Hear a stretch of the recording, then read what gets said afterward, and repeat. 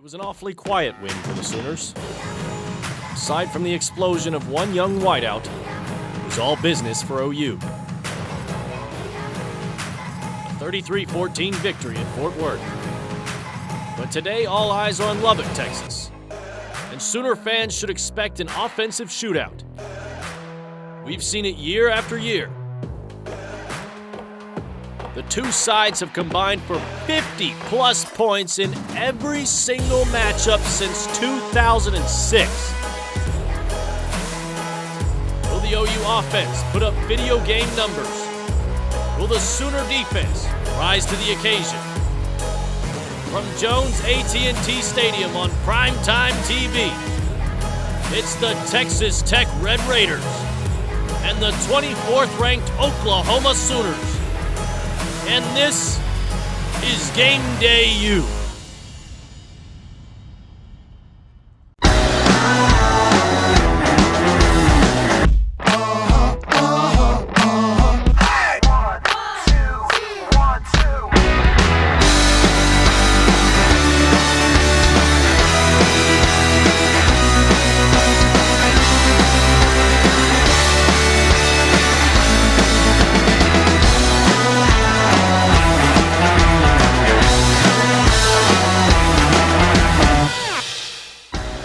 Forecast out in West Texas tonight, 74 degrees and sunny for Oklahoma's 6 p.m. kickoff with Texas Tech. And suffice it to say, temperatures are not nearly as balmy here in Norman, Oklahoma. Parker Thune alongside Shannon Earhart and Caroline Grace on the set of Gameday U.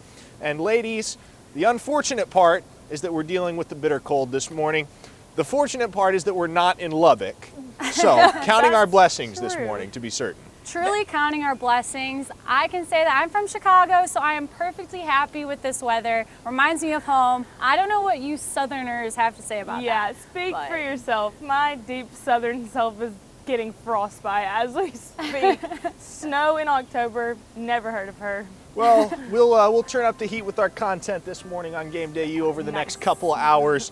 Caroline, Shannon, Oklahoma obviously coming off maybe their most impressive performance of the season against TCU in Fort Worth last week, 33-14 the final. Well, I can say that I was thrilled about that win. I think that OU really did come out and played their best football I've seen this season, so proud of them. I think they did great. I definitely think that it was a confidence booster, if anything. Do I think it was that credible? Maybe not. We'll talk about that a little bit more later, but it definitely should have built their confidence. And it was a confidence booster on both sides of the football. Phenomenal offensive performance and a much improved defensive effort for the Sooners. Here's what the coaches and players had to say in the aftermath of last Saturday's victory. There's just a lot of positive vibes there. A lot of hard work, a lot of competition, and guys, we're not paying attention to who's not there. We're just going and playing at a level that we expect to play regardless, and it's a great mentality for us to have. Well, certainly plenty of positive takeaways from the Sooners' strong victory at Ammon G. Carter Stadium, and we'll break a few of them down here. Let's start with you, Caroline. Who or what stood out the most last Saturday for the Sooners? Well, against TCU, I'm definitely going to have to go with the receiving unit. I think for the first time, all the pressure was released off of Austin Stogner, and Spencer Rattler was finally able to click with his receivers on all cylinders. So the return of Seth McGowan was satisfying, especially being able to use him in plays like such. But let's brag on the connection with the long ball, especially with Marvin Mims. It wasn't just catch and downs. I was impressed with the catch and runs for a couple more yards, even touchdowns, 2 to be exact. 4 receptions for 132 yards. So that is a huge improvement for this newcomer. There's a reason he was named both the co-offensive player of the week and newcomer of the week. I was pleased with the way that Lincoln Riley was able to take risks on 3rd and longs, and I think for the first time Spencer Rattler was able to step out of his comfort zone because his receivers finally stepped up and did their jobs. I think in the past couple of games, it's not all been on Spencer Rattler, and I'll talk about that later on down the show, but I think the play calling was executed really good this past weekend. And I have to go off of you with that play calling. I think Lincoln did a great job, and we've seen times past that he hasn't done the best, but this game he really showed out. But I have to go with what did impress me, not who, but what. And that's that the Sooners showed up for all 60 minutes of the game. I couldn't have been happier to finally see them show out in the fourth quarter. We saw the most complete playing from all three units, taking away the first game, but the offense really actually took care of the ball this time, had no turnovers for the first time this season. Rattler made more deep throw plays going off that play calling again. Good job, Lincoln Riley, and Mims broke records. You just harped on him, and he broke serious records. The defense held TCU to only 14 points and 75 yards on the ground. In special teams, Mims again, deja vu from that last game, a 38-yard punt return. Gabe Burkich also did great with the field goals. He went 4 for 5, still getting back into that rhythm. I called him out last week, so he did a lot better than I thought he would. And I just saw that everybody was present. It looked like they wanted to be there and just wanted to play good football, and I couldn't be happier that they really showed out. And those 4 field goals from Burkich tie a school record, of course, a record that he also tied last year in Manhattan against Kansas State. And Caroline, Shannon, how about this for you? You want to talk about setting the tone? Let's rewind to TCU's first play from scrimmage on Saturday. Let's roll the tape here, and let's hit pause real quick. All 5 of the Sooners rushers on this play beat their man. Yep. Yeah. The Sooners defensive line showed up on Saturday for really the first time all season. You know, that Missouri State game, the season opener, you got to take that with a grain of salt, obviously, an FCS opponent. But everybody showed up in a big way for Oklahoma on Saturday. It wasn't just one guy. You saw the reserves, Jordan Kelly getting in on the action. John Michael Terry had 4 tackles. Corey Roberson got his first career sack. And then, of course, Nick Benito, Perrion Winfrey, Isaiah Thomas doing what they have been doing all year, which is continuing to apply pressure on the quarterback. And Max Duggan looked pretty frazzled, all things considered. The Sooners got to him for 3 sacks, a strong follow-up to their effort against Texas when they had 6 sacks of Sam Ehlinger. Now, I want to ask you guys this. Obviously, TCU didn't really seem like they showed up on Saturday ready to play football. No. Is this victory more indicative of where Oklahoma has grown as a team over the last couple of weeks, or is this also more so of an indictment on TCU than it is an indication of where the Sooners have improved? Well, I think the biggest thing with this win is once we had those 2 losses, or OU had those 2 losses rather, I think we all came to the realization that in order for OU to move forward in a big way, they were going to have to capitalize on wins like against TCU and some of those lower teams in the Big 12. So where I think that TCU is struggling this season, I think we have to take notice that OU did show up to play and they did win by a big margin. It's also a huge confidence booster for sure that OU, all 3 units I said earlier, really wanted to be there. In the defense, Alex Grinch made great calls on defense. Lincoln Riley made fantastic calls on offense. And the special teams did great as well. So I'm happy that all 3, I keep saying I'm happy, but I'm truly thrilled that we got this win because now they're on a 2-win game streak. To further that further against Tech would be, I think, something that really opens their eyes to what's going on this season. Do you think this is big in terms of confidence for Oklahoma as well, going on the road and being able to win in another team's building? Because, of course, their only previous road game this season, true road game rather, the loss to Iowa State and Ames. Absolutely. Oh, absolutely. I think that with so many star players that we have that are young on this roster, being able to go to another team's field and perform like that is huge. I think absolutely. I literally you couldn't have said it better. Having those young players get experience and such, I think will really show out. I tell you what, Spencer Rattler looked a lot more eager to throw the ball downfield, and you mentioned Marvin Mims. You feel like Rattler's starting to become more accommodated to the pace of this offense? You think Lincoln Riley is maybe more eager to take shots down the field with his young quarterback? Yes, I think that the 3rd and longs were really what impressed me last weekend. And let me say this, I think that Spencer Rattler in the games prior has been putting way too much confidence maybe in Charleston Rambo, and that guy just hasn't been there. So there really hasn't been anyone else other than Austin Stogner that he's been able to look to. So I think Marvin Mims, Theo Wees, those guys really stepping up and executing their play callings is what's making Spencer Rattler capitalize on what he's good at. It seems like he also is a lot more comfortable in the pocket and he wants to go down the stretch and just launch those far balls because he now has trust in Mims and Austin Stogner and those other guys that he can fully trust. So I think as the season goes on, he's going to be able to launch the ball even more than we saw against TCU, hopefully against Tech too. And Seth McGowan was able to make a few plays as a receiver as well. I think Good to that see was him really back. important. It was I really know, good to see for him back. sure. If you had to pick right now, do you think Mims or Stogner is the go-to guy in the passing game for Rattler? Marvin Mims. I think Marvin Mims for sure, because he's been that guy that's always come in clutch every play, and he hasn't made any really big mistakes that throws others off their game. And he did just surpass Shane Illingworth as the best freshman of the year, so more about that later. But I think Marvin Mims for Spencer, maybe that freshman-sophomore connection really gives him the confidence to catch the ball. I think that we were able to see a lot out of Marvin Mims that we needed to see in order for Spencer Rattler to gain that confidence. However, I'm still going to stick with Austin Stogner just because he is consistent, and that's the most important thing for such an unexperienced quarterback like Spencer Rattler right now. You throw the ball anywhere within reach for Austin Stogner, he's going to catch it. He's going to gain a couple of yards. Yeah. 6'6", guys. This guy is huge. So I think that from a Spencer Rattler standpoint, he's probably looking more at Stogner to make those catches. Yeah, Stogner and Mims tied for the team leading catches with 19. Of course, the one distinguishing factor there, Stogner just 1 touchdown on the year. Mims has 6. And I'm sorry, but Austin Stogner is just, he's one of those guys I always feel bad for because he's the one that gets the ball downfield and then never gets to take it to the end zone. So I just don't think that that's an accurate statistic on paper. Also, the assist is almost better than the goal sometimes. That's what I'm saying. Like, I definitely think that Austin Stogner has given more offensively than Marvin I Mims. can't tell if that was a hockey analogy or a No, it was soccer more of a analogy. it was a basketball, but I don't No, know. it was more of a soccer hockey analogy. All right, well, we're just getting started here on Game Day U. We're going to take a quick break, sip our hot chocolates because we got much more to come.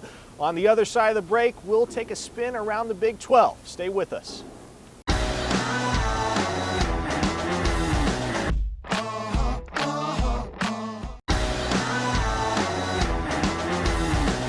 Back with you here on the set of Game Day U, Parker Thune alongside Shannon Earhart and Caroline Grace. Caroline, it's Halloween morning and Shannon is already dipping into our reserves of Halloween candy. So It's my favorite holiday. I have to. Got to splurge one time a year. What are you guys dressing up as?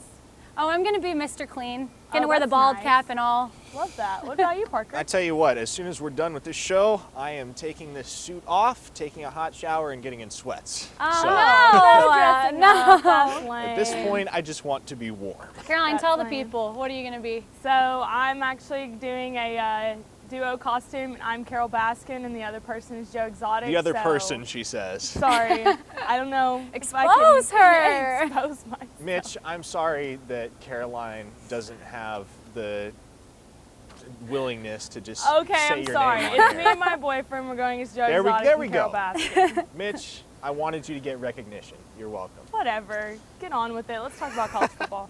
Caroline's ready to move on. Okay, well, let's take a look around the Big 12.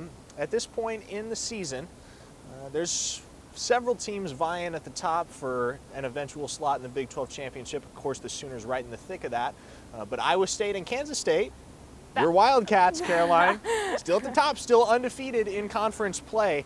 Now, the question I want to pose to you two to start here, who's the best quarterback in the Big 12 right now? Because you think historically the team that generally comes out on top in the conference is the team with strong play at the quarterback position. So who's got it this year? All right, this is a spooky take for some of you guys. It's going to taste like vinegar coming out of my mouth, but the best quarterback in the Big 12 right now, I wish I could pick Skylar Thompson, but I can't, so I'm going to go with Sam Ehlinger. Now, hear me out. He does exactly what Texas needs him to do. He's the most experienced, and he executes the best. He is second behind Spencer Rattler, but only by a small margin. In the 2020 season, he has a total of 1,481 yards and 17 touchdowns. Out of that, 293 of those are rushing yards, and 7 of those touchdowns are also him taking it to the house. He's getting the job done efficiently, and I think he's the best at controlling the clock, hence why OU went into 4 overtimes against them 2 weeks ago. Now, he slightly trails Rattler on paper. However, let's think about this. He's got so much experience in the Big 12. You throw both of them out to the Wolves, who's going to be more efficient? Sam Ehlinger. That's a good take. I would definitely say that leadership and that experience definitely comes with the way he's been playing. So, good take. but Shane Illingworth. Parker, before you say anything else, I know you told me so, and I hate to say it, but yes, Shane Illingworth is the best quarterback in the Big 12. He's brought OSU up to that top 10 team and proved himself by beating tough teams too, like West Virginia. He utilizes his weapons like Chuba and Tylan Wallace, and he doesn't use his feet as much as Spencer Rattler or Charlie Brewer, but he still gets the ball to where it's supposed to be. And he has a slinger of an arm. He makes every throw and distributes to every playmaker. He's capable of a lot, and if he's playing like this as a freshman, I cannot wait to see him senior year. He makes a noticeable impact as well. You know he's there, and now that he's sitting behind Spencer Sanders, it should be interesting how that battle really goes between them and who Mike Gundy really is going to pick as his star QB. But last week Spencer did play against Iowa State and they did get the dub, but Shane Illingworth, I think, is going to come back and come out hot, and I think we'll see him later on in the season. I'm all about the Shane Illingworth love. I know you're on that train big time. Illinger plays that's who's going to be OU. So I don't know why Mike Gundy even has this decision at hand anymore. Did I hear you say Shane Illingworth? I also heard that. Oh my God, I'm sorry. Yeah, by the way, I also love that you picked a quarterback and not a fullback. So I'm pleased that you rolled with Illingworth there. But no, let's not kid ourselves here.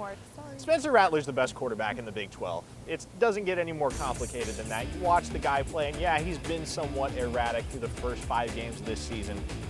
But from a talent standpoint, he outpaces everybody by a very wide margin. It just comes down to the fact that as a redshirt freshman, he's got some room for growth, some room for maturation in terms of his poise, in terms of his decision making, but he can sling it. And we've seen that. And I don't think the numbers are necessarily indicative of just how good Spencer Rattler has been over the first 5 games, because he's had many a downfield throw dropped by a receiver. He hasn't gotten a whole lot of help at times from his offensive line. But for the Oklahoma offense this year, Spencer Rattler is the guy that they need at the quarterback position, and he's been just about everything that they need, save for some of his decisions in those late game situations against Iowa State and Kansas State. But again, he's young, he's a redshirt freshman, he's going to grow, he's going to improve, and I do trust that under Lincoln Riley's tutelage, we're going to see him develop in a big way over the second half of the season. No, I have to argue with you though. I don't think that Spencer Rattler has played his best every single game. He's not consistent. He's inconsistent. He hasn't followed some of those games that we saw earlier in the season, those losses to Kansas State and Iowa State. Yes, he played well. He did everything he could. And yes, that was partially the O-line's fault and the defense's fault for not living up to what the offense was doing. But Spencer should have been there, and he should have been the leader to say, hey guys, let's step up. Yeah, he's a sophomore, but he's supposed to be the leader of the team. So I don't think he's been consistent all season. Well, the one thing you have to consider, too, is that on a certain level, the outcome of a football game is out of Spencer Rattler's hands. You look at the game against Kansas State and against Iowa State, 35 points should win you a football game. 30 points should win you a football game. All right. It does fall on Alex Grinch on the defense, You too. say that the numbers don't add up to his true talent. So how many touchdowns has Spencer Rattler had this season? 15, I think? 15. And how many yards? It's about 1,500. Sam Ehlinger is about 1,400 yards with 17 touchdowns. So that just shows more efficiency. And also, look at it this way. Who played the whole Texas game? Whoa. Now she's getting under my skin here. I mean, if we're really going to pick up minutia like that. I mean, Boomer Sooner in all terms. Think about it realistically. Sam Ehlinger is the most consistent quarterback in the Big 12. Here's what you have to consider also, though, is that Sam Ehlinger has had a lot more opportunity to put the ball in the end zone than Spencer Rattler, because Spencer Rattler could have thrown 3 or 4 more touchdowns in the second half of that TCU game last week. It just came down to the fact that Oklahoma didn't have any need to press the ball down the field. Well, take a look at Texas. He also could have had a whole quarter to play better during the OU-Texas game, but he's just not consistent. And it's no one's fault. I don't blame Spencer Rattler for not being experienced. It's just... I do defend Parker on some term, though, because he's still a young quarterback and he's still getting used to that play with Lincoln Riley. So, but overall, Shane Illingworth, you guys, still sticking strong to it. And that guy is a man, just raw talent. And on that note, let's talk about the Oklahoma State Cowboys. Still the only undefeated team in the Big 12. Is it going to stay that way over their next 3 contests? So, those contests are as follows: Texas, Kansas State, Oklahoma. So, once Bedlam has come and gone, Is Oklahoma State going to be 7-0? No. And here's why. They're going to get beat by K-State. I'm sorry, but go Wildcats this year. Howard. He's doing just fine. There's no other defense, I believe, that can stop OSU's clean offense other than Kansas State. And frankly, they're going to be the only team in the Big 12 with as much confidence as far as only being beat by one team, and they're going to stay undefeated other than that. So K-State is doing just fine with their second string despite what you guys think, and they will be able to run all over the typical Big 12 style defense that OSU has. And like they've done in every game, they will capitalize on huge plays by their special teams that cannot be stopped. They'll force turnovers. They have done it against every team in the conference, and they will have enough footage halfway through the season to see how to execute that against the Cowboys. Now, Oklahoma State and Kansas State are the best teams in the conference. Not so fast. Make Not no so mistake. fast. However, Chris Kringle, sorry, it's cold. We I'm are ready on for all Chris. those holiday Yeah, vibes. my words are just getting tied up. Sorry, not Santa Claus, but Chris Kleiman has the most disciplined team in the Big 12. So you know what? For Kansas State, it might look like Christmas by the end of the season. They will be calling their coach Chris Kringle on that note. No, I can't agree with you at all. Not Okay. at all. OSU won't be undefeated. They won't go 7-0, but they are going to lose to OU 100% hands chance. down. They're going to be gassed after playing Texas and Kansas State. Yes, both OU and OSU have a bye leading up to that Bedlam game, but let me remind you guys, Mike Gundy can never produce the win for Bedlam. He's won the lead the past 5 years in a row. It's a big rivalry game, and they're coming out with a win. Coming out with a win after playing two really good teams the previous weekends is no piece of cake. So I don't know if Spencer Sanders is even going to be able to handle the heat and stay healthy. I do think that they're going to pull Shane Illingworth in to play that Bedlam game, maybe around halftime, maybe second, third quarter. But they will lose to OU because Rattler's just going to be the stronger contender there and going to be able to really push the ball down the field. They're going to fall into a trap game against Oklahoma like they always do. So No, they think lose about to how OU. bad they They have lose to been OU. in the past years, and it's always been a close game. So now they're going to play OU and be a very confident, clean team. No, I don't think they can come. I don't think you're right think at all. OU can beat OSU this year. I well, really don't. I think that's OU over Kansas State, if anything. What? But Parker, I know your take is going to be a little different than both of ours. Kansas State beat OU. How does that make any sense? Yeah, well, Will Howard, your freshman quarterback, Yes. isn't doing too hot. Is he not how? Please tell me how. He's not strong at all. His speed of play is literally But you don't need that underground. when you Will have Howard, Deuce if you're Vaughn. watching this, Shannon just called you weak. Yeah. Little bit. You he don't doesn't need have a the strong experience. quarterback when you have such a good receiving unit and you have Deuce Vaughn, who there's no need for the quarterback to run when you have someone that fast. Yeah, but Will Howard isn't going to be able to match up against OSU's defense. No chance. Oh, Mike. I said it last week, and I'll say it again. There is no coach that I trust more to absolutely wreck a perfect situation than Mike Gundy. Oh, And me he did either. that Okay. by reinserting Spencer Sanders at quarterback over Shane Illingworth. Mike, that's going to backfire on you. And yes, I do believe that Oklahoma State is going to lose not once, but twice over the next two games. I think they lose to Texas because, as we've seen from Sam Ehlinger and the Longhorns, especially if you go back to that Red River Showdown, they can put up points. They can't play great defense, but they can put up a lot of points. And I tell you what, if Shane Illingworth were at quarterback, I would give Oklahoma State a chance at keeping up with Texas. I don't see it. I really don't.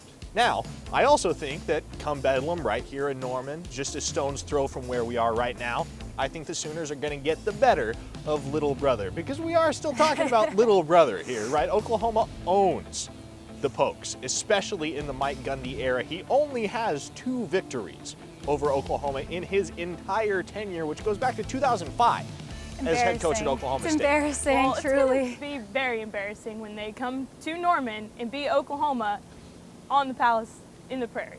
Or in the On the Palace Palace. on the Prairie. It's cold. You I'm know, sorry. Speech, it can be difficult, I understand. Okay, right, well- hit me with something new. Reorienting, let's talk about the Sooners then. Back in the AP poll after a 3-week absence at number 24. Should they be ranked? Your thoughts? 25's not too bad. However, I'm still going to go with no. It should not be that easy to crawl back into the rankings after losing to a 3-loss TCU team. At this point, I'm even giving them a credible loss to Kansas State because OU was not the better football team and it was obvious. But I can't forget going to Ames and losing to another 2-loss team who's only ranked 1 spot above Oklahoma in the rankings. Since when does beating an unranked team put a group back into the top 25? And I say that because looking across the board, this is what we have. If that's the case, why is 2-loss Texas, who beat Baylor, not in the top 25? Or what about 2-loss Wake Forest, who owes one of those losses to the best team in the country? Or Auburn, in the toughest conference with 2 losses, who one of those was to Georgia, a top 4 team that's probably going to go to the college football playoff. She's just trying to get her War Eagle in I know, right there. it's just not adding up. It truly isn't. I think that this is all about reputation at this point. The NCAA is playing favorites because I just don't see in any situation how a TCU win is more credible than any of those other wins that teams have had. You know, you took the words out of my mouth a little bit, because I do think that OU should be ranked, but just exactly where they're at, no higher and no lower. And I agree with you, it is because of reputation, and that's why some of those other teams aren't ranked higher than OU. And so we're lucky that we're sitting where we're at. But most teams above OU are either undefeated or only have 1 loss. Yes, Iowa State has lost 2 games and are ahead of us by 1, but they have played better teams as of right now. And they lost to OSU last weekend. So playing inferior teams and not producing those wins will hurt OU, and that's why we're ranked as low as we are. But we shouldn't be ranked higher either. And even a win this weekend, I don't think will boost their rank that much. But I do think that spot where they're sitting right now is still like an okay spot. It could be better, but it also could be way worse. I agree. Caroline, you were wrong. And here's why you were wrong. Oh my gosh. You cannot look at the top 25 right now and tell me that there are 23 teams in the country that are more talented than Oklahoma, that are better than Oklahoma. Actually, not every only should single Oklahoma be ranked, they should be ranked higher than they are right now. Let's take a look real quick Don't know about that. at some of the teams ranked above them. What is he saying? Penn State How are you is about to get 0-1, just lost their season opener to Indiana. Marshall is ranked higher than Oklahoma. Coastal Carolina is ranked higher than Oklahoma. Are you going to look at any of those teams and tell me that you believe they would beat Oklahoma on a neutral field? It's probably Absolutely. because they haven't seen as much experience as OU has, and we've seen us drop farther So you would and farther. you would take Marshall over Oklahoma right now? They look a hell of a lot cleaner than OU does. I can truly say that. Have you watched a single minute of Marshall football I this year? have, but here's another thing that I like about these rankings. The whole point of the new college football playoff that we've been dealing with is to give other teams a chance. And we kind of did not see that a couple years back when UCF was so good and they didn't get the chance. But I think putting teams like that above OU is making a statement of we're trying to make this a more across-the-board playoff. Well, system, and you playoff certainly have a case there, but you also have to realize it's 2020. This Anything's season has brought possible over plenty of here. unprecedented twists and turns. Agreed. And everybody's just trying to cope right now. Okay, And so, well, you know what? It's just not OU's year. I don't know what you need to cope with that, but it's just not. Hey, maybe it's a rebuilding year, maybe it's not. We'll never know. they're very much Till the still in year's the thick over. of things for the Big 12 championship. So I would argue it's definitely not a rebuilding year. And you look at the team top to bottom, I think OU, I wouldn't say they're elite. They're not a top 10 team right now in terms of their offense, defense, special teams, just a complete team effort. But they're most certainly a top 25 team across the country, and they can go toe-to-toe with just about anybody and be competitive. For sure. I do Yeah. believe. All right, well, we are cold, but Elise Jones and the studio team are nice and warm back at Gaylord Hall. Must be They've got nice. the next half hour with you. We'll see you at the 9 o'clock hour on Game Day U.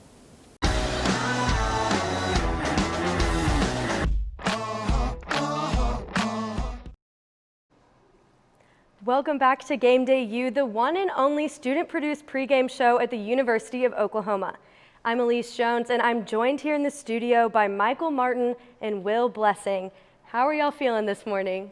I'm feeling fantastic. I am definitely ready for some spooky football tonight.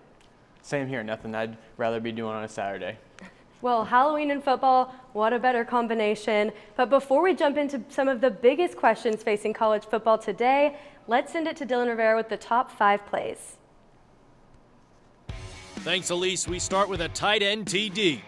Big 6'7", 265-pound Tony Poljan gets the pass in the back of the end zone, and as he's being pushed out, he still manages to get a foot down. The big boy has some nimble feet. 6 points on the board, but the Hurricanes get the win, 19-14. Next, we travel to Louisville, Kentucky, the Cardinals and the Florida State Seminoles. Quarterback Jordan Travis fumbles the ball and hits an Allen Iverson crossover to scoop it back up, keep the play alive. Makes a couple of would-be tacklers miss, and he's into the end zone. Touchdown Seminoles. The skill, concentration, and luck it takes to bounce a football back up to yourself with 300-pounders breathing down your neck is just insane. Michigan and Minnesota. Linebacker Michael Barrett sneaks his way into the backfield and absolutely hammers Tanner Morgan. Ball pops out and Donovan Jeter is there, and he takes it to the house. Easy like Sunday morning. Let's watch this hit one more time. Morgan never sees Barrett coming and gets walloped. Jeter gets the easy TD. Michigan gets the easy win. Inside the horseshoe of Columbus, Ohio, the Buckeyes and the Cornhuskers. Justin Fields rolls out right and flings one to the back of the end zone for Smith and Jigba, but no way he got a foot down. Or did he? Let's take a closer look. Ball comes in hot, but Smith and Jigba's got it. And is that foot down in bounds? Yes, indeed. 6 more on the board and in impressive fashion. And our top play from Week 8. Indiana going for the upset win over Penn State. Hoosier quarterback Michael Penix Jr. takes it himself and dives for the pylon and calls game. As they say, it's a game of inches. 2-point attempt is successful, and Indiana gets the win. And Penix Jr. with the DIY end zone scamper wraps up our top plays. Michael, Will, and Elise, back to you in the studio. Thanks, Dylan. Now we're about halfway through the season, and we've seen plenty of heroes arise. Which college football player rose to the occasion last week? Michael, we'll start with you.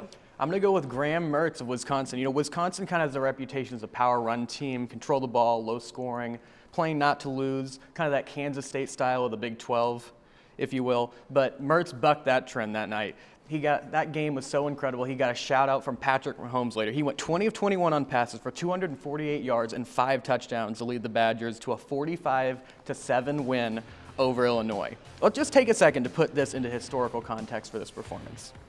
He is the first freshman quarterback at Wisconsin to even start a season opener since 1978. In this game, he tied a school record for consecutive completions with 17 and set a new school record for completion percentage at 95.2%. In his first start, he also tied the school record for most passing touchdowns, joining Darrell Bevell in 1993 and Jim Sorgi in 2003. He is also the first Big Ten Freshman of the Week for the Badgers since Jonathan Taylor in 2017. You know, I'm going to say it. I know it's a little bit bold. I think he is the best quarterback already in one game the Wisconsin Badgers have had since Russell Wilson. I said all those stats. Russell Wilson wasn't mentioned in any of those. You know, Graham Mertz, he balled out. It's just really unfortunate that this week he came down with COVID and he's going to be out for the next 21 days, next 3 games. I think this might be actually the fastest anyone has entered and then exited the Heisman race. You know, I definitely agree with that. It is incredibly unfortunate what happened with Graham Mertz. You know, fantastic young talent that just exploded on, with Wisconsin. I think he's going to have a bright future with the Badgers. Now, I'm going to go with, we saw the Indiana 2-point conversion a second ago with the plays. I'm going to go with the guy who did it, Michael Penix Jr. Now, he is a 4-star sophomore from Florida. He won the starting job last year. And in this first game, as a starter for Indiana this year, he led Indiana to their first AP Top 10 win since 1987 over the Penn State Nittany Lions. Now, it's interesting because during the game, he had really okay stats. He went 19 for 36, he threw 170 yards, he threw 1 touchdown. Now, the defense and the running backs definitely helped him in this game, but he sealed that game. He got that 2-point. You can see the ball just tap the end zone. Definitely sealed it. Now, he did have okay stats, but he was clutch in the 4th. He drove down the field. He tied the game, even though he had a 52% completion rating. Fantastic player. Great win for Indiana. No, he definitely had a great game. It's just unfortunate with no fans. I bet that, Indiana, they were going crazy at home. Definitely would have rushed the field, beating Penn State. Oh, definitely. I'm sure the bars up in Indiana were just live then. Well, I love both of those. I'm going to give it to somebody who you guys maybe have never heard of before, and that is freshman walk-on Nick Anderson at Wake Forest.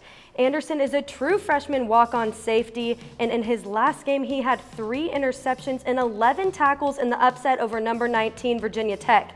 And his performance did not go unnoticed. He was carried off the field on his teammates' shoulders following his game-sealing interception.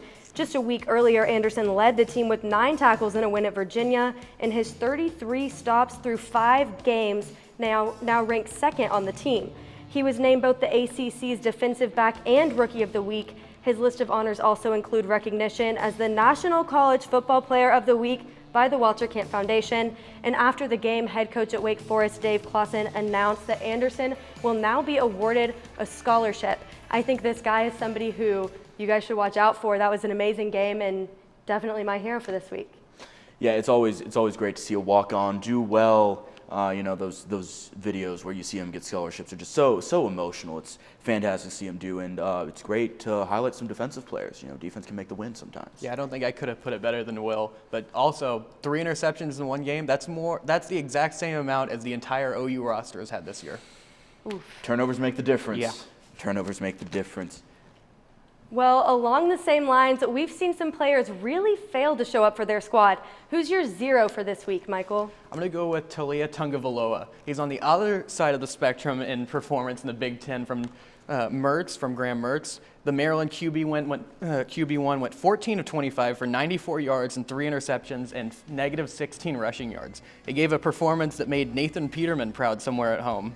But, the thing is, he had a clean pocket. A lot of his passes, he didn't have a ton of rush on him.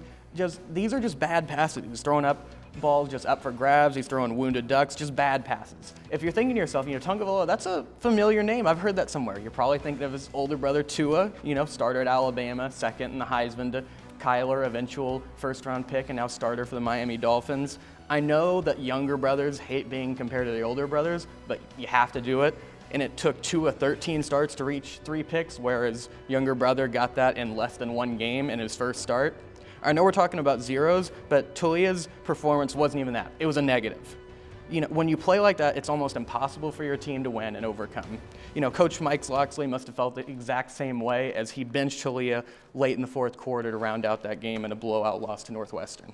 I don't know, you talk about Talia having a bad game against Northwestern. I choose to look at his game yesterday against Minnesota, just crushed it. I think, maybe you've had a bad show last week, but I think he's glad you mentioned that, but this is zeros from last week. Mm-hmm. Also, a lot of people don't know this. The only reason he played so well, his Halloween costume, Tua.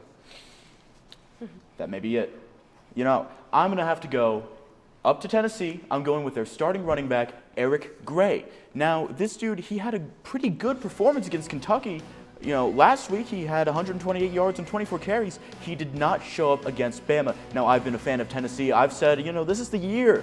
This is the year they can be great in the SEC. And, in order to do that, they got to have these talented players just show out every game. I understand that Alabama is one of the top teams in the nation, but I don't know. I think you can still push for it.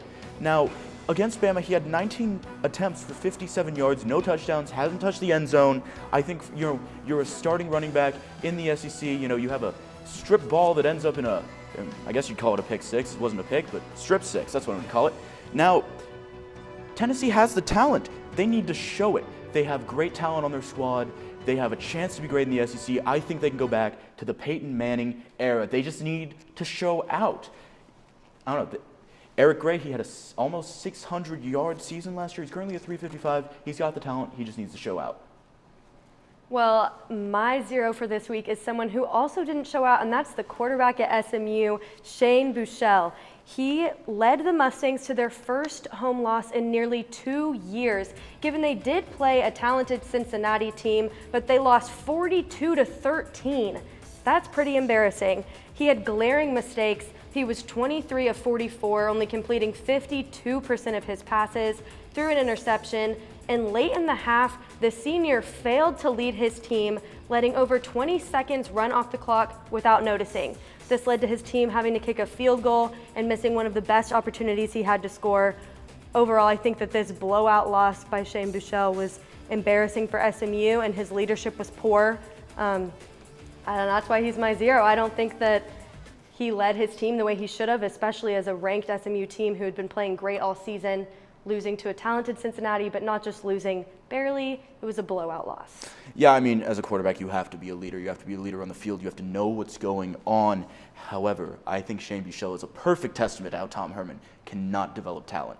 The dude, he was at Texas, he left. Now you look at SMU. They're doing the best their program has done since, their NCAA penalties hit them in the 90s. I think he's fine. I think he had an off day. All right, we'll see. Now we're going to take a timeout, but when we come back, we will be answering 4 questions instead of the usual 3. Stick around for this Halloween bonus.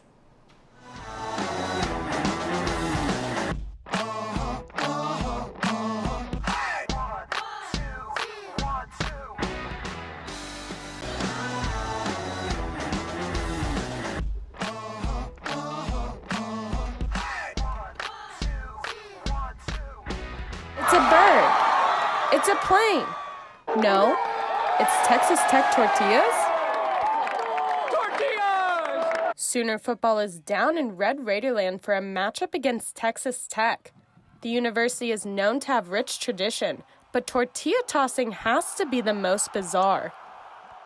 It's funny because this is a known tradition at Tech, but we're not supposed to talk about it or advertise about it on our tours as a tradition, because it's technically against university policy. So as tour guides, we're not supposed to promote things that aren't allowed, but everyone secretly does it and everyone enjoys it. The story supposedly begins with Tech fans throwing plastic cup lids onto the field after a big win. We're always tailgating before the game, so we might as well just take some tortillas in the stadium and start throwing those as well. And then after that, it kind of caught on, and that was 1989, right?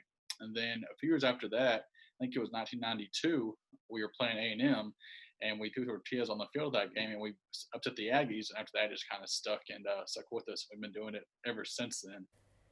And navigating the tortilla's way into the stadium is just about as thrilling as the throwing itself. People sneak them in their boots, underwear, you name it. That's how, I'm pretty sure people order sausage wraps too, and take the tortilla off of that. Whatever the case, tortilla tossing now goes hand in hand with the Red Raiders, and the Sooners can expect to see some in the air this evening. We're just known to be kind of at football especially, we're kind of a rowdy fan base. We like to get out there, have fun. The Sooners will face off against the Red Raiders at Jones AT&T Stadium in Lubbock tonight. The tortillas will start flying around 7 p.m. Sydney Bowyer, Game Day U. Thanks, Sydney, and welcome back to the Gaylord Hall Studios. It's time for 3 and Out, but this week we'll have a Halloween bonus and we'll answer a 4th question. Now we've played 8 of the 16 weeks of the scheduled regular season football, and we're going to hand out some mid-season awards. The obvious note here is that the Big Ten just started and the Pac-12 is yet to begin, so the options are slightly limited, but nonetheless, who are you naming the Defensive Player of the Year? Give me Buddy Johnson out of Texas A&M. This guy right here is the heart and soul of the A&M defense, and he is balling out. He was a preseason Nagurski and Butkus Award watch list member for a reason, and he's proven his peers correct as he is just playing great football. The defense isn't just about making big hits or just big plays. It's about doing your job. It's about containing a quarterback, getting a pass rush, deflecting passes, funneling a run game.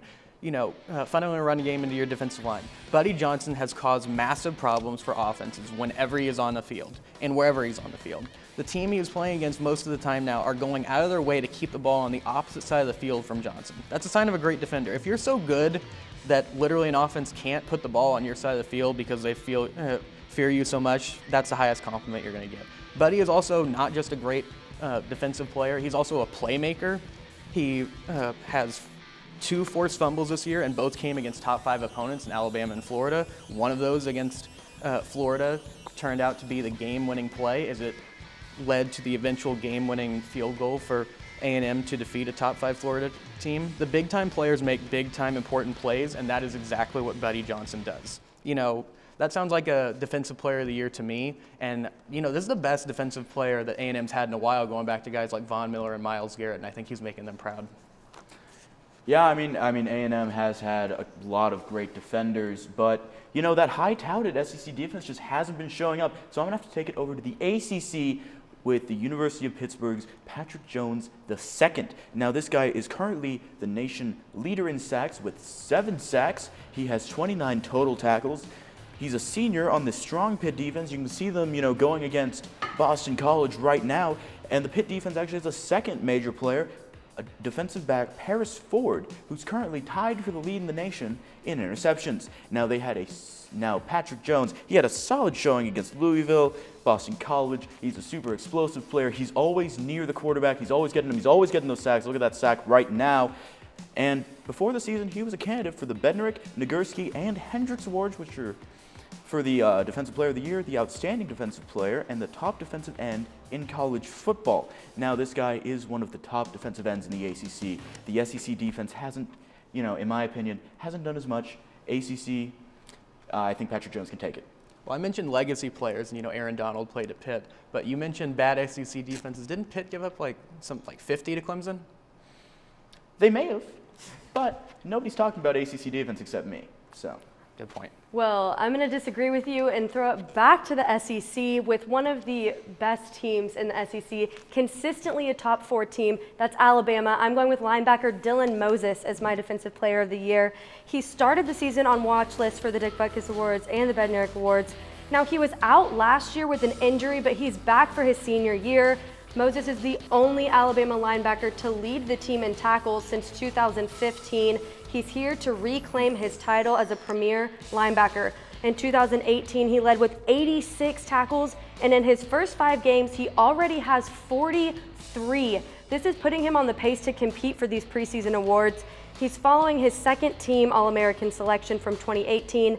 I think Moses is back to add more value to this Bama defense, and I think he can stake his claim as Defensive Player of the Year.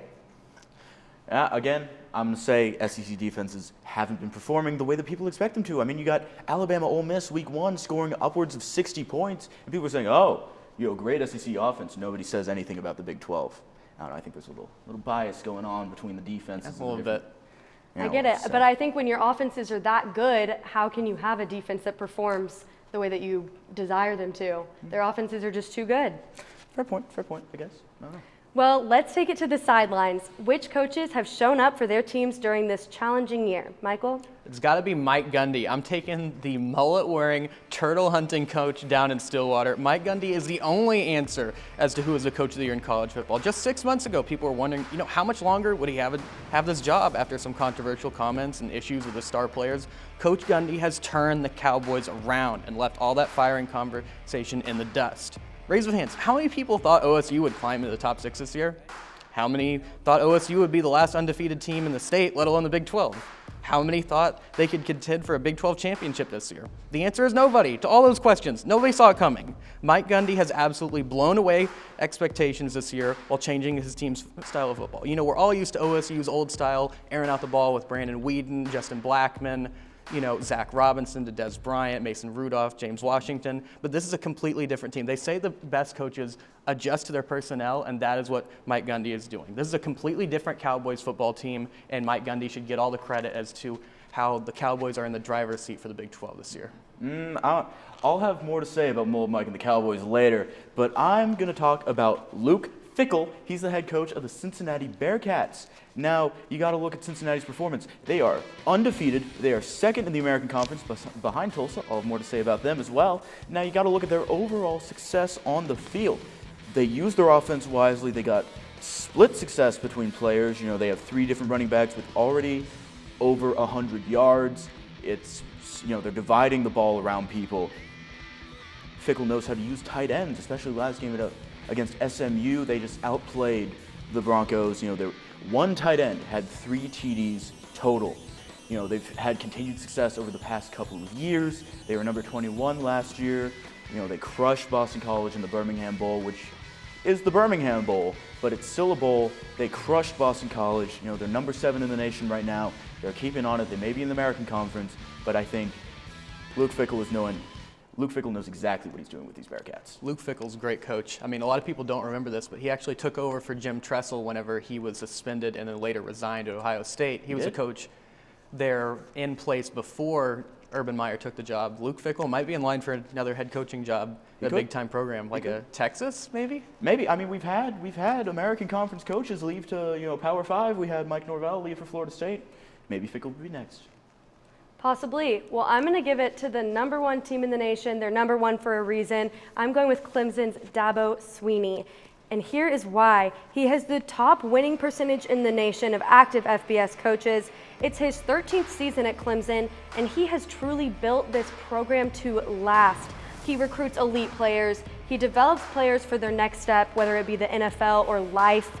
And his player retention rate is the highest in college football. His team's ranked #1. He has Heisman candidate Trevor Lawrence at QB1. He's turned this program into a powerhouse. I don't know. I think the job of a lot of coaches is to develop their players, and, he develops his players on the field and off the field. I think he's a great guy. He deserves this award. His team's #1 for a reason. So, can't argue about Dabo's success. Well, let's talk about those fresh faces. A lot of newcomers have stepped up for their teams this year. Michael, who deserves the hype? I'm taking Mac Jones, the new starting QB at Alabama, is balling this year.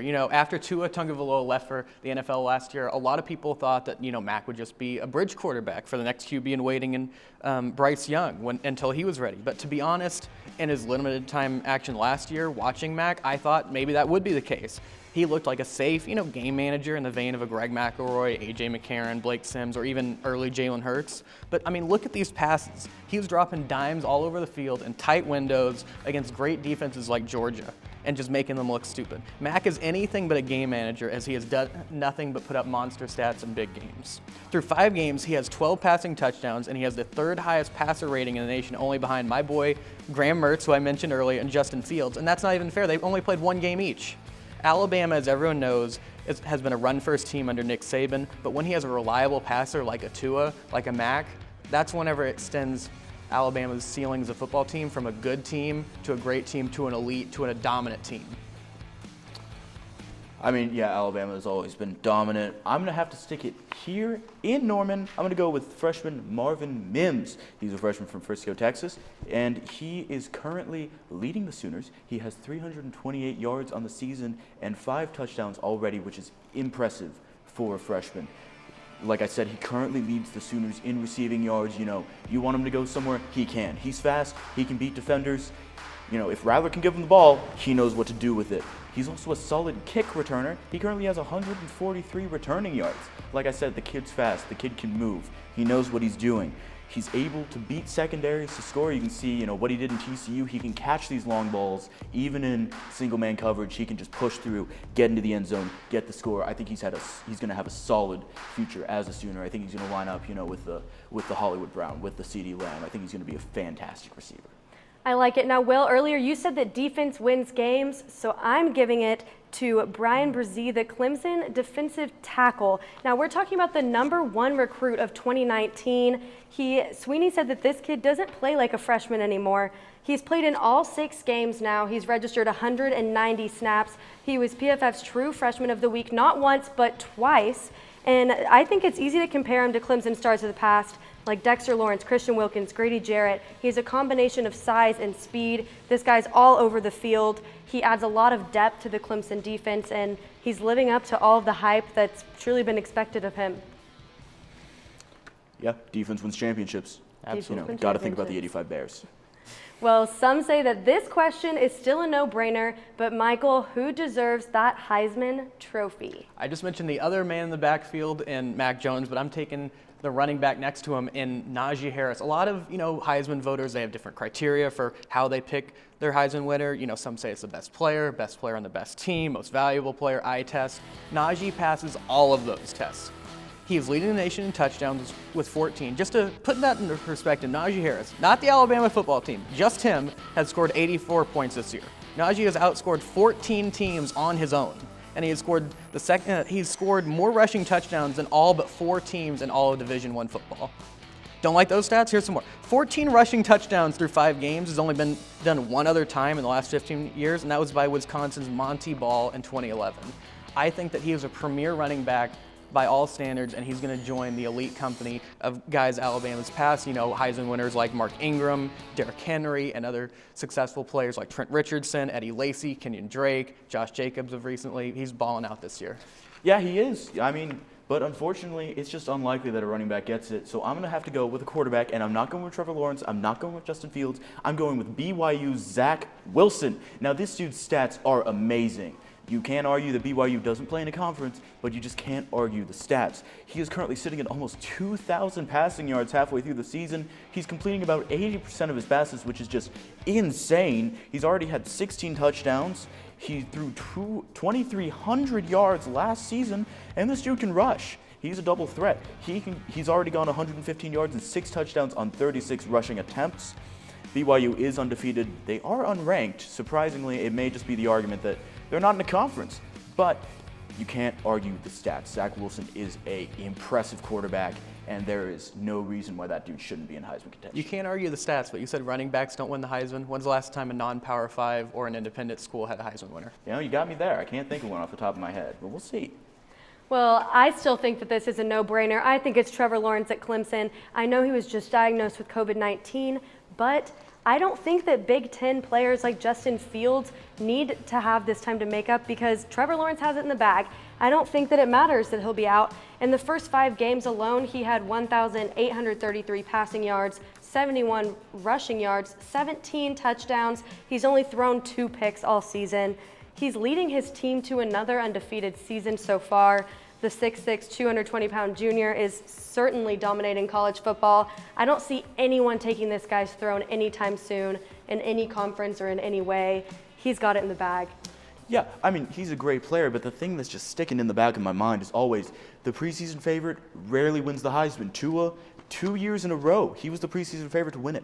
Didn't get it. Went to Kyler, went to Burrow. I think, just being the preseason favorite, he is a great player, but I don't know. I don't think he can end up with it. I'm a little bit more optimistic than you. Missing the Boston College game is going to be unfortunate, but let's be honest, he wasn't going to play more than the first half anyways. Is anyone going to make him lose a Heisman because he didn't have 2 more touchdowns and 200 more yards in 1 half against Boston College? It's going to be really important, though, for him to come back to play against Notre Dame and the Fighting Irish. That's a statement game, national TV. Those are when Heisman moments are made. That's definitely going to be a big push for his Heisman contention. But I don't think he can end up with it. I think it's going to go to somebody else. I think it's going to go to Zach Wilson. I don't know. I think it's important he's back for Notre Dame, but I do think he has it in the bag. Like you said, stats don't lie, and his stats are up there. Now, as we inch closer to kickoff time, the remote team is going to look into the crystal ball of college football and give us their predictions.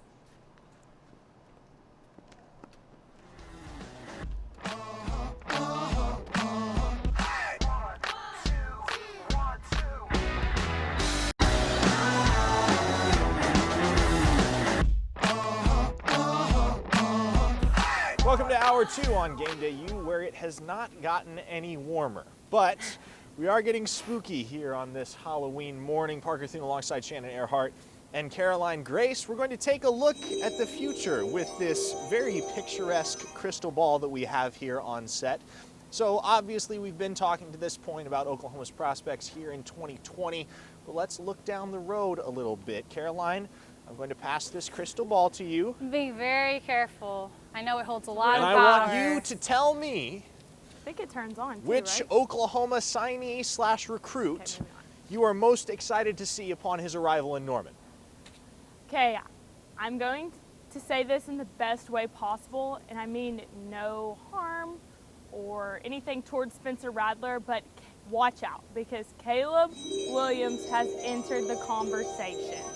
Now, Williams was the most sought-after quarterback in the class of 2021, and he's a dual threat. This guy is putting up crazy stats. He has 3,709 total career yards after his junior year only. So that's not even counting like what's going on this season.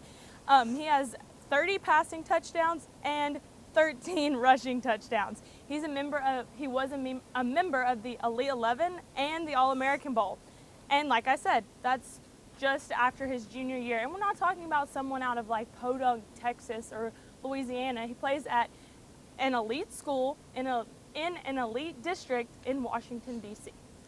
If I was Spencer Rattler, I'd be a little bit worried about this one. Caleb Kelly is a solid player. I've seen him play before, watched some video on Caleb Kelly. Yeah. Caleb Williams. Yeah, Caleb Kelly is a very player, good, yeah. But I've watched some video on him from high school. Very good take, but for the crystal ball. Oh, Shan's going, let me chime in here while we're passing the crystal ball. I scouted Caleb Williams at the Elite 11 in Nashville in July. He's crazy. And let me tell you what, I've said it before, I will say it again.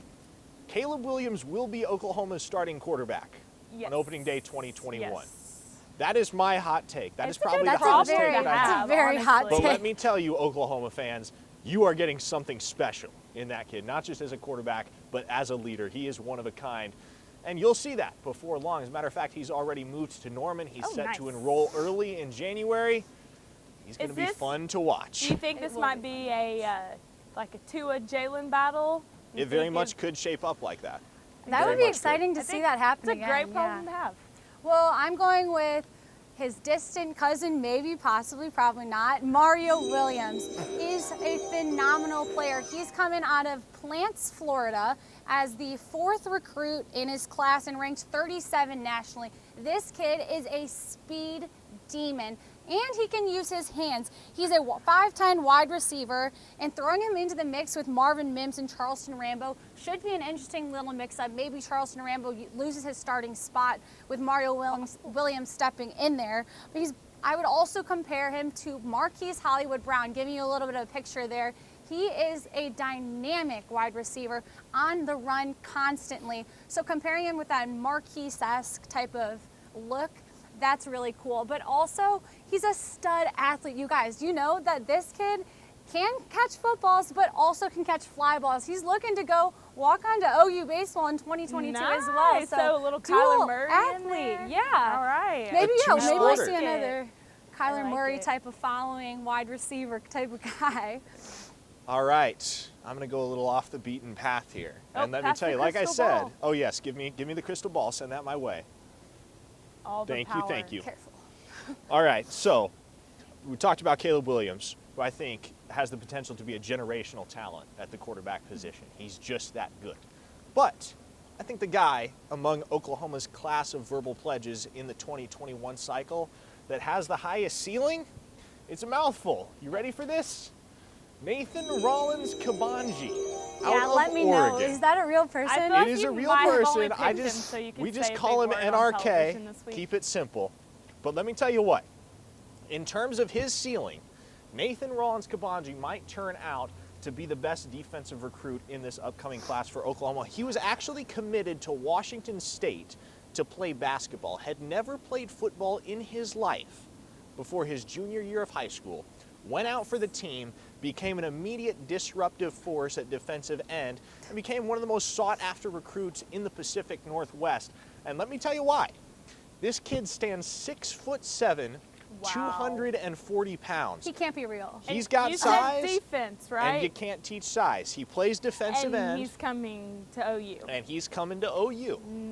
So he has could high this hopes. be the He has start high of the hopes. turnaround for Alex Grinch? It very well could be. And you look at this class of defenders, he's got some players. Kelvin Gilliam, Yeah, and Latrell they seem McCutcheon, to be Damon big Harmon. players, which is honestly not something that OU has right now. Yeah, our on the defense is defensive a side. little small, I'd say. No, I tell you what, every single one of Alex Grinch's commits in this 2021 class is a freak of an athlete. And it starts, I believe, with Nathan Rollins Kabanji, who hasn't, simply because he's only played 1 year of football to this point, he That's isn't as highly unbelievable. That's regarded as- unbelievable. Favorite kind of story. It's like, oh, I just went out one day, I was kind of interested in football, ends up being really freaking good. But here's the thing. You watch the kid, he doesn't know how to play football. He really Wow, doesn't. so you- I'm He's sure just he's like that a good little of an athlete. 12-year-old kid just running around Okay, but nailing be people. careful because sometimes fundamentals make talent go. No, absolutely, go and that's away, what I'm saying. so. You watch him, it's very clear that he hasn't figured out the nuances of playing defensive end, and Wow. once he does, he's going to be a monster. Wow, I bet can Alex promise you. Grinch I is have not just checked like him out yet. jumping in and out of his pants. He's so excited. All right, Like well, that. let's talk about one guy from right down the road, Shawnee, Oklahoma, that came in nice. as Going to a wedding there in 2 a weeks. relatively highly regarded recruit, but not anything that anybody would have, it wasn't somebody that would have jumped off the page at you. I'm talking, of course, about Creed Humphrey. who is now widely regarded as the most NFL-ready player on Oklahoma's roster. Now, he hasn't been quite the dominant force at center through 5 games in 2020 that I think a lot of people expected. The expectation was that he was going to be a first-round draft pick in the NFL next April. Do you still think that's the case, Caroline? Let me look into my crystal ball. Oh, shoot. We got to send it back. It's okay. Oh, okay. You need it. How else are you going to foresee the future without it? I'm going to go with yes, and here's why. Because right now, I think Creed Humphrey's having to focus on way too many positions because there's just no one else on the offensive line that's stepping up to help him out. So therefore, his stats are kind of going a little bit under, but I think that's perfectly okay if you actually watch him play. Any team in the NFL would be grateful to have him. He's a leader on and off the team, and you can tell by the way Spencer Rattler plays and how he became more comfortable in the pocket this last weekend that he follows Creed Humphrey. Wherever Creed Humphrey is, he's going to be right behind him because the guy protects his quarterback. Now, a lot of times there's this misconception that in the NFL, your quarterback is your highest paid player. Now, where that might be true, you have to remember that teams pay players the most. The ones that are attacking the quarterback and the ones that are protecting the quarterback. And I think Creed Humphrey is an awesome, exceptional investment that any team in the NFL is going to make. All right, I don't agree with you. Pass the ball. I don't What do agree you got, with you at Shannon? all. Oh, don't talk what bad I about Creed see, Humphrey. what I see is that Creed will not be picked in the first round, but will slip into the second round. He's a strong elite center, and he has not let his sack slip through in both of his 2 years here now on his 3rd year. He's keeping that trend going. But his position is just not valued, and he's going to have those offensive tackle players get picked before he does because they're more valuable than he is. It's very, very, very rare for centers to get drafted in the first round. Actually, since 2000 to now, 20 years, there's been 14 centers in total get drafted in the first round. What makes Creed get drafted first rounder? I'm not sure what really sets him apart because it doesn't seem like he's really showed out this year. Maybe we'll see that more in the future, but as of now, Creed's going to slip into the second round. All right, once again, I've got a very different take than both of you guys, so pass the ball my way. Oh gosh, the forces are telling you Now, something completely different. Creed Humphrey is a Sooner through and through. I explained earlier, he grew up in Shawnee, Oklahoma, just about 45 minutes down the road. I truly believe that Creed Humphrey feels that he has unfinished business here at the University of Oklahoma after the Sooners lost those 2 games to open conference play and essentially took them out of college football playoff contention right off the bat. I don't think Creed Humphrey is done as a Sooner. Nice. I don't think he's going to enter the NFL draft. I hope he doesn't. I hope he 2021. doesn't. Yeah. I think you see him back next year because Nice. with the direction of this Sooner football program, I'll tell you what, and this is not an uncommon sentiment, it's a matter of when, not if, Lincoln Riley and company win a national championship. And I think Creed wants to be a part of that. And his NFL draft stock is secure. Barring a catastrophic injury, which obviously is not out of the question, but nonetheless unlikely. Barring a catastrophic injury, Creed Humphrey is going to be picked very high in the NFL draft whenever he decides to enter. And so I don't think he'll be in a rush to take his game to the next level. I do believe that Creed Humphrey wants to be a part of a national championship team at Oklahoma, and he's willing, after everything that's transpired here in 2020, to come back and make another run at glory in 2021 with Lincoln Riley and the Sooners. Parker, I really hope you actually see the future and that you're correct. Me too. But do you truly believe that he's willing to take a step back?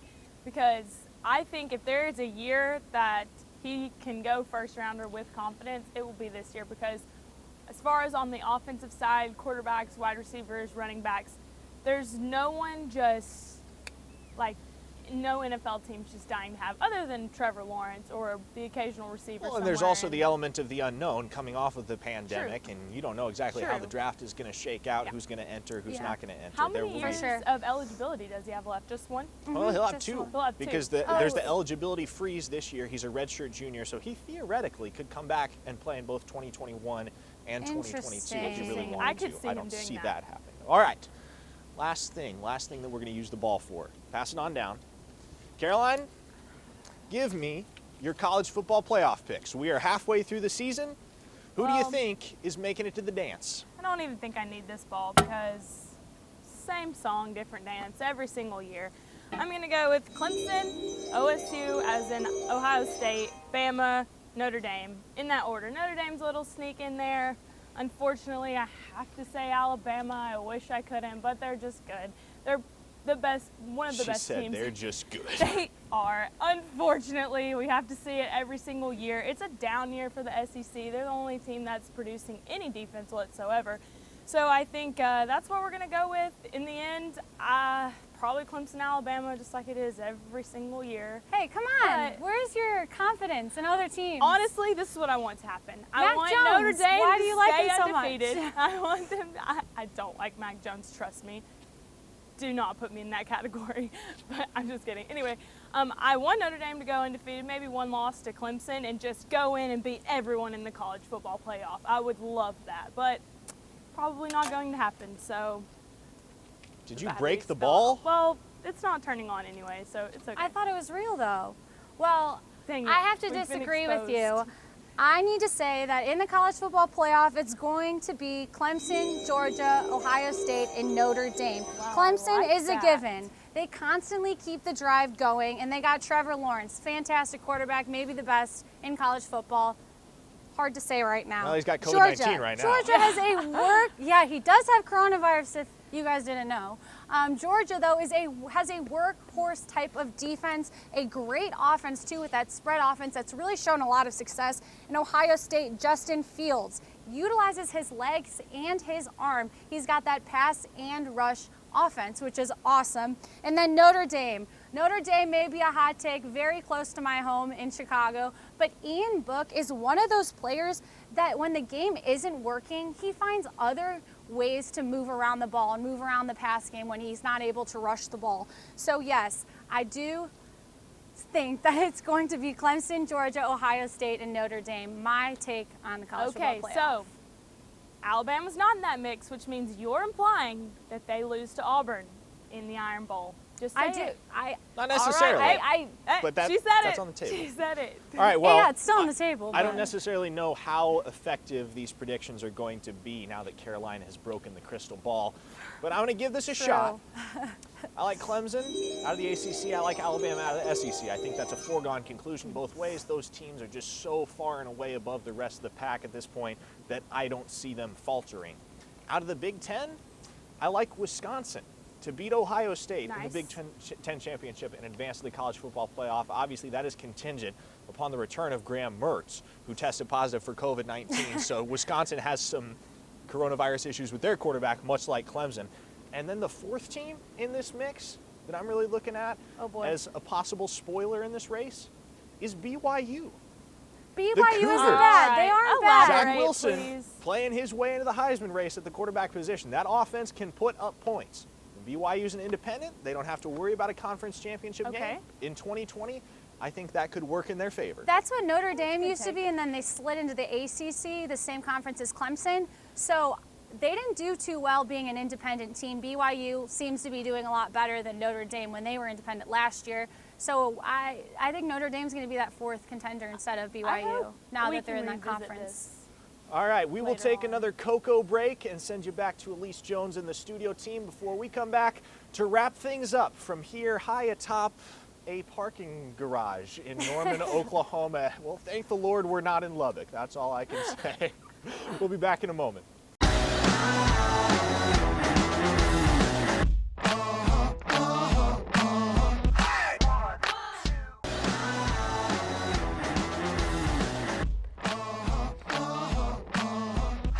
Welcome back to Game Day U. One of the things we here at the show wanted to do this year was highlight some high school football. With that said, let's shine the spotlight on some of Oklahoma's younger stars. The big game this week could be found just east of Oklahoma City as the Midwest City Bombers took on the Stillwater Pioneers. 6A2 powerhouse Stillwater cruised to a 31-10 win, but the headline from that contest came from Pioneer running back Quantrell Walker. Walker ran for 284 yards and 4 scores, surpassing 7,000 career rushing yards. Walker is only the 10th player in state history to do so and the first in 6A. On the other side of downtown, the Yukon Millers stormed back from a 2-touchdown first quarter deficit and topped the Westmore Jaguars 31-28. A big pick six from junior defensive back Keaton Hahn turned the tide, and Yukon gets the late game win. So we've touched on the high school stars, but let's get back to college football, shall we? The top 25 is an elite group of the best in college football, but let's look at those unranked teams. Who is the best team outside of the top 25? Gotta be Memphis. You know, the Memphis Tigers, every year, they're the cream of the crop when it comes to non-Power 5 college football teams. This year's no different. The Tigers can put up points in a hurry. They're averaging a little under 40 points per game behind an offense led by Brady White, who has 17 touchdowns on the year and hasn't had a game where he passed for less than 280 yards in the senior season. On the other side of the ball, the Tigers defense forces turnovers. They have forced 10 turnovers this season in 4 games. You know, Alex Grinch for OU, the DC, he talks about opportunistic football and taking advantage of other teams' mistakes, and that is exactly what this Memphis defense is doing. You know, Memphis might take up the mantle of Speed D until OU can get their act together. You know, they're making these plays on the ball that change the outcomes of games, if not seasons. The turnovers I mentioned that you're seeing on the screen, like right now, these are not just gimme turnovers. They're forcing them.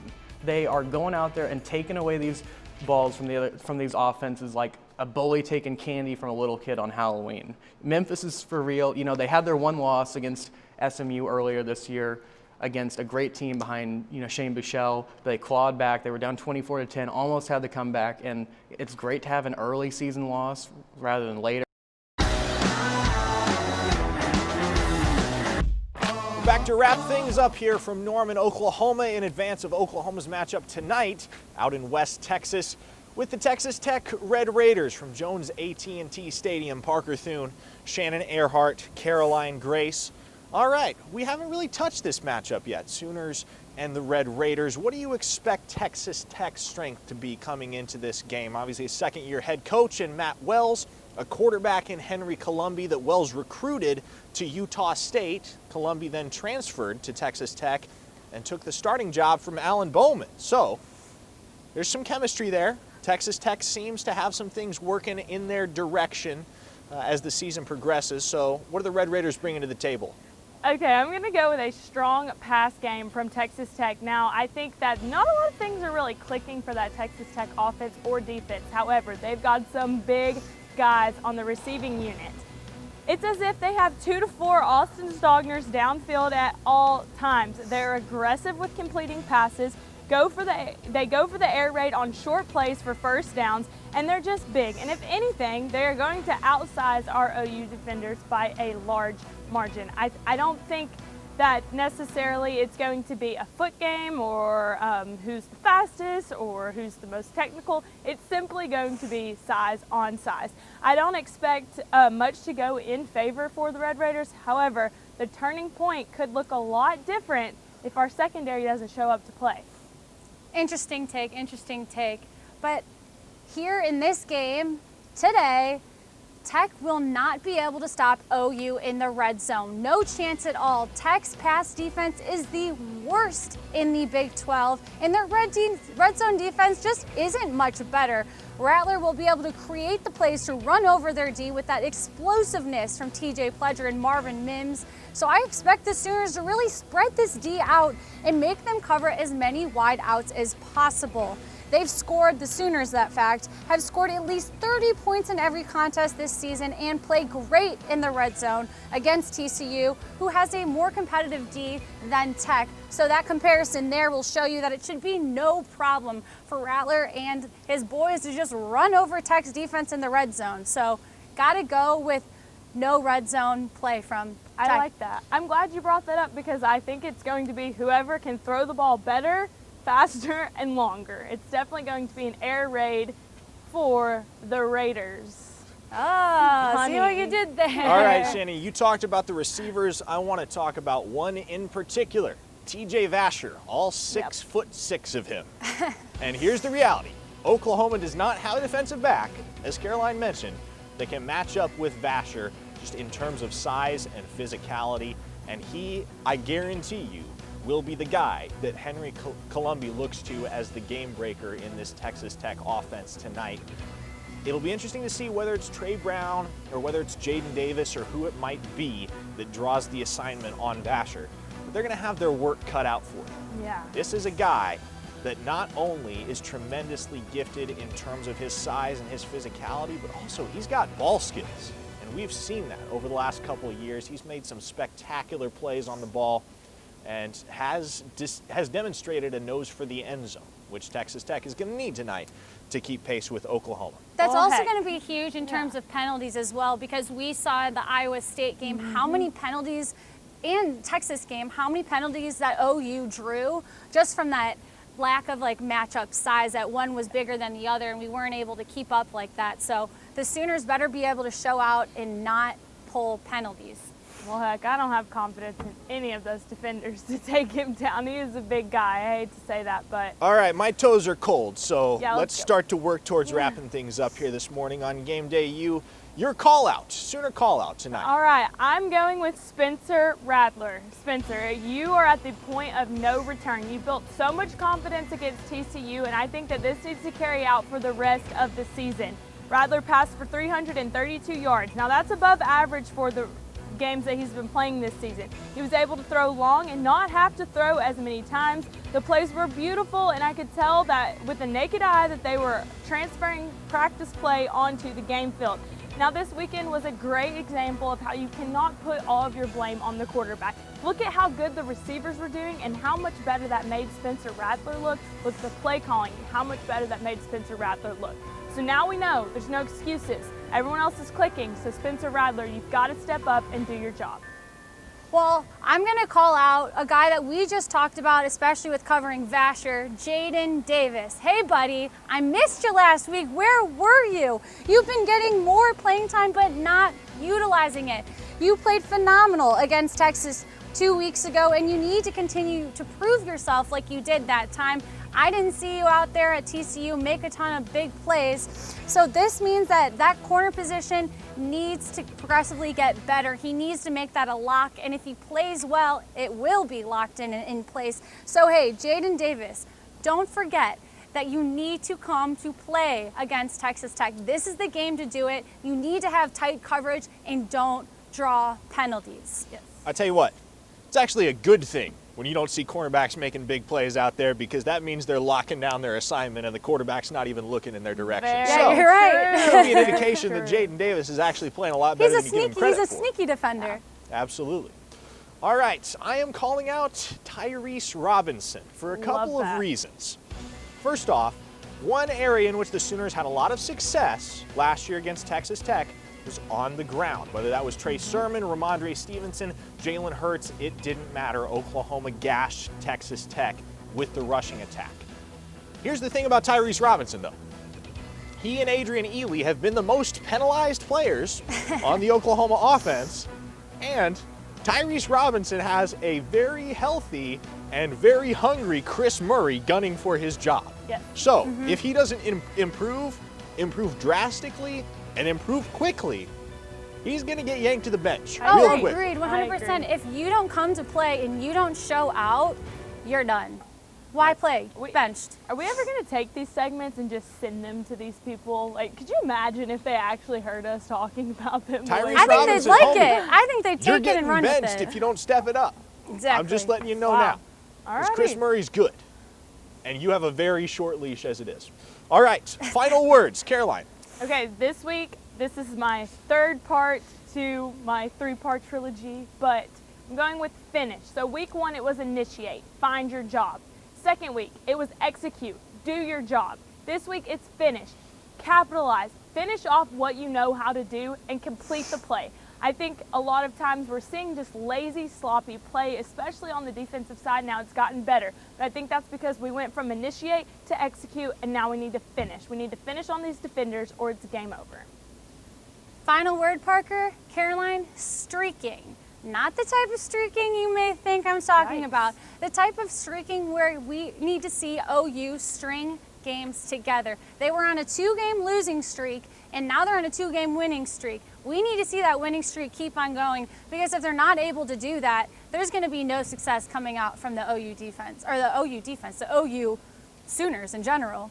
Not the type of streaking that you might think You were I talking just about had to put that out there. Had to You put might have that to out slap there, a PG-13 Parker. label on this show eventually.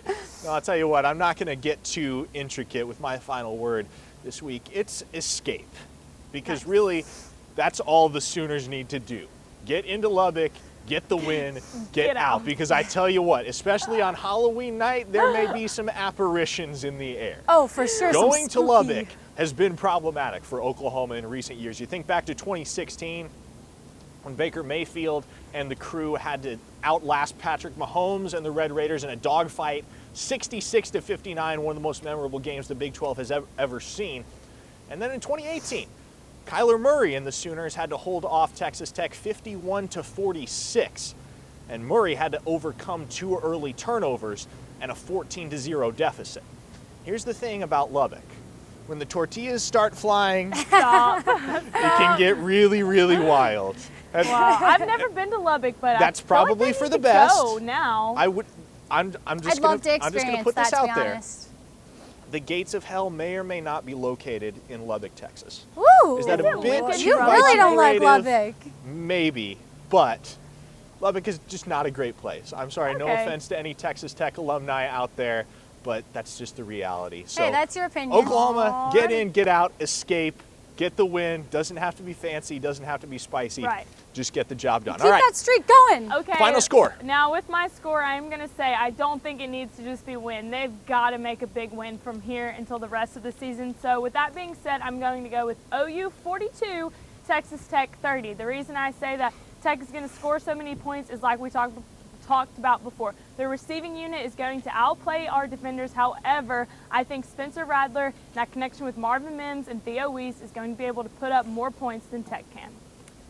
Agree with you. OU takes the win 38-27. OU will come out hot and guns a-blazing. Texas won't be able to keep up, and there may be a little slip up there in the third quarter, but then OU's going to lock it down and just take the win 38-27. I'll tell you what, making a clean sweep, I'm going with the Sooners as well. You're going to see a game tonight, folks.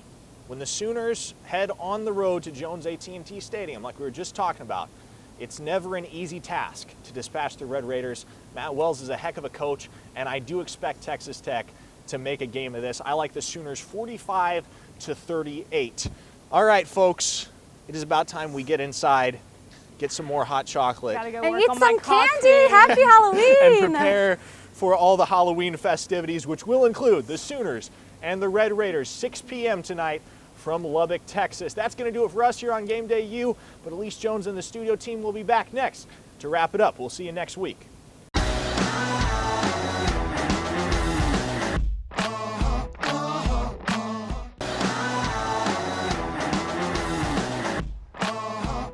Welcome back to Game Day U. We have a little bit of time left, so let's wrap up the show with our picks for Week 9 of college football.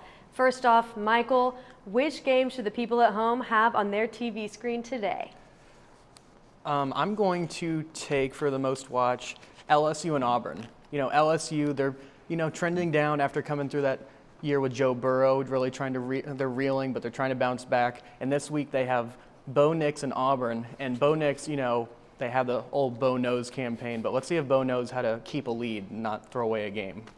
I think that both defenses are pretty good. I think this, it could be a hot seat game in terms of maybe getting Gus Malzahn fired, Ed Orgeron more on the hot seat. I don't think he'll get fired coming off a national championship, or there'll be a little bit more pressure in terms of maybe people thinking that it wasn't a great coaching job. It was more just luck that they happened to get Joe Burrow. But either way, I think it's going to be an entertaining game, a lot of points, going up and down the field, really good athletes. LSU Auburn. It'll be interesting to see what Bo knows. We'll have to find out. But mine, I'm sticking to the SEC. I'm going to go with Arkansas and Texas A&M. You were talking about, defense showing out. Defense wins champions. I'm going to talk about the Arkansas defense. They have the best turnover margin in the SEC and the 4th least points allowed in the SEC. They're actually tied with LSU for turnover margin. I think the defense can do it. The only issue they'll have is the A&M O-line. The O-line could win it. They've only allowed 1 sack the entire season, and that could definitely help their A&M running back Isaiah Spiller keep with his 107.5 yards per game. Well, I have a word to say about that Arkansas A&M game in a little bit, but my game to watch is going to be West Virginia and Kansas State. Now, West Virginia is 3-2 overall. They're 3-0 at home. This is hosted at West Virginia, but K-State is 2-0 on the road and 4-1 overall. They haven't lost since that early in the season loss to Arkansas State, so K-State's kind of on a roll here, but West Virginia is favored by 4 points, so I think this is going to be an interesting Big 12 matchup and should be a cool game to watch. Definitely. But with all that said, let's break down some marquee matchups. OU's two biggest rivals, Oklahoma State or Texas. Who you got? I'm going to take the team in orange, but no, I'll take OSU. Mike Gundy, I said I trust him earlier. I trust his defense, and that's why I'm going with them over the Longhorns. Texas is just not very consistent. If OSU can get out to an early lead, I think they can kind of put it on cruise control and just, cruise their way, cruise control, through the game and win this one. I think LD Brown, Chuba Hubbard, they're going to eat up a lot of clock, a lot of yards, and they're just going to play keep away from Texas. If Texas can make this a shootout, then it could be a little bit more interesting. But like I said, I really trust this defense. I don't think that'll happen. The more interesting note, I think, coming out of this one is if Texas loses another big game, Tom Herman, the donors down in Austin, the players, fans, it's going to start coming out, and he might receive a pink slip coming on Monday. Yeah, I'm not a fan of Tom Herman, but I'm going to have to go with the other team in orange. I'm thinking Texas will take the win over Oklahoma State. Like I'm saying, Oklahoma State has 3 big games next: Texas, KSU, and OU. I think it's a solid chance for Oklahoma State to get their first loss. Even though they are inconsistent, they could be inconsistent in a good way. Will, I'm right there with you. I think Texas is going to win this one. Like you said, their next 3 are going to be really important, and Texas needs this win. The only upside for the Cowboys is that they are at home, and OSU is a great defense, but I think Texas is really going to take this one, and OSU doesn't stand a chance against them this time. The Big Ten is back with their second week of football and is bringing some big games. Michigan and Michigan State, the battle for the 9-foot wooden Paul Bunyan trophy. Michael, who's bringing the Lumberjack home? Give me the Spartans. Jim Harbaugh is a pretty overrated coach. I don't think that's a hot take. He's 1-4 against rival teams since his return to his alma mater, and he's shown the inability to compete in his conference, win big games, win rivalry games, or make his offense any more modern. I actually have a treat for you guys today. I know it's trick-or-treating with Halloween. I have Jim Harbaugh's actual playbook right here. You can see it says official right here.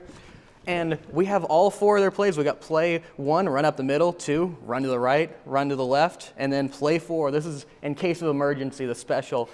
Pray that you can complete a slant on 3rd and long. That's it. That's their entire formula, and hope they can win. All right, here. Give me that playbook. Jim Harbaugh has no idea what he's doing. He's got 4 plays. Maybe he has 1 more in his actual play. But, he's got no idea what he's doing. Michigan State is hungry. They lost to Rutgers, which is kind of an embarrassing loss for Michigan State. They're going to have the energy to come. They're going to come back against Jim Harbaugh, and they're going to take this playbook, and they're going to shred it. They're going to do what they can do to win. They're going to win the rivalry. Great point, Will. I came up with that one. I think whether you love the coach, you hate the coach, Michigan State lost to Rutgers, and Michigan's going to win this one. Their offense is explosive. Their defense looked great. They killed Minnesota on the road last week. I just don't think that there's any way that Michigan State can come in after a loss to Rutgers and beat a team like Michigan. No matter how you feel about the coach or the playbook, they're just the better team.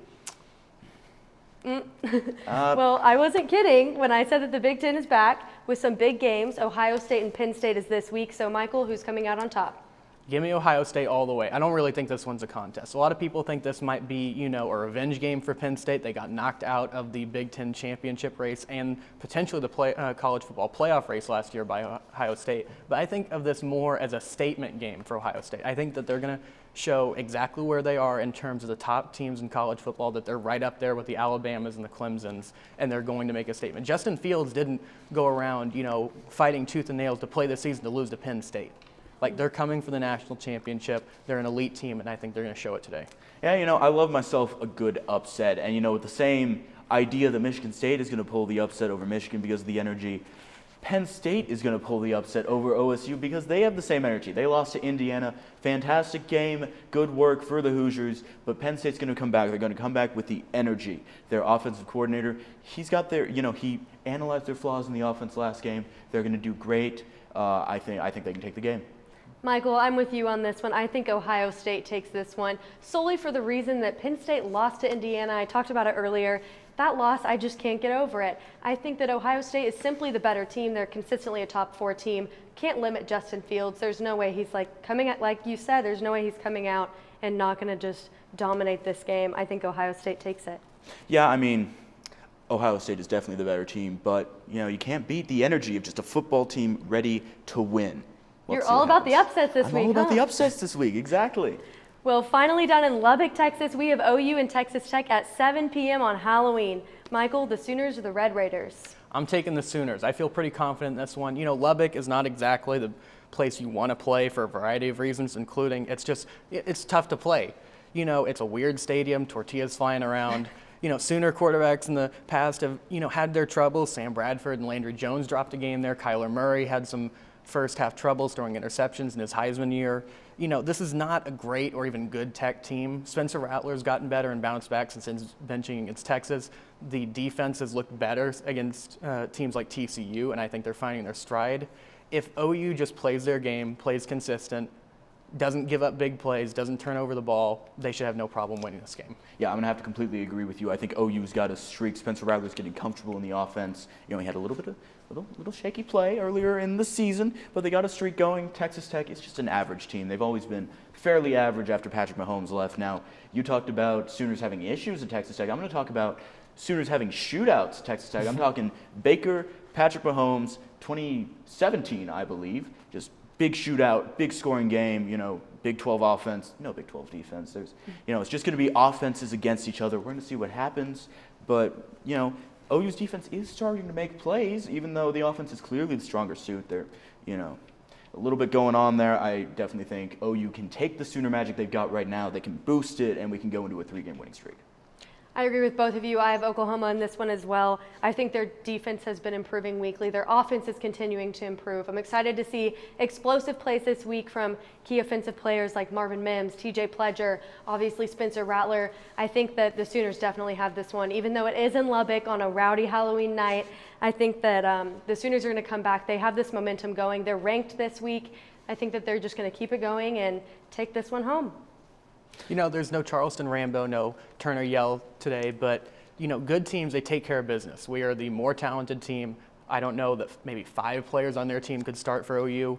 When you're the more talented team, you're the better coached team, you have no business losing these games, whether it's on the road or at home. Oh, completely. And the thing I'm going to watch out for, I'm watching out for OU's secondary. I think, they're starting to get in, Woody Washington being put in, Bookie, as much as, he needs to improve, he's doing a little bit better at the nickelback position. I think if our secondary can do, a little bit better, make a couple more tackles, where we got air raid offenses going against each other. If the secondary can step up, it's going to be a way more uneven matchup between OU and Tech.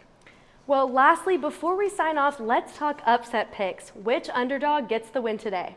Memphis over Cincinnati. You talked about Cincinnati and Luke Fickell earlier. I talked about Memphis, that they were the best unranked team available, and I'm taking them today. I'm putting my money where my mouth is. And, Memphis, they forced turnovers. And their wins this year, actually in all their games this year, they've won every single one of them whenever they tie or win the turnover margin.